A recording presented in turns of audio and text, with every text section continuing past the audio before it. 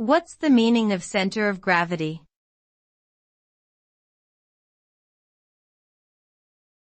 Center of gravity.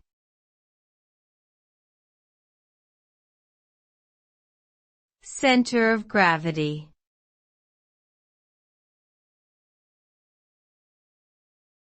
Center of gravity.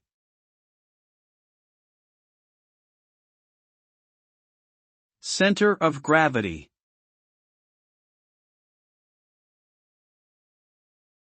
The center of gravity refers to the point where an object's weight is evenly distributed in all directions. It is the balance point of an object, and any force applied at this point will not cause it to rotate. The location of the center of gravity depends on the shape and distribution of mass of the object. For example, in a uniform object like a sphere, the center of gravity is located at its geometric center. Having a clear understanding of an object's center of gravity is important in fields such as engineering, physics, and mechanics.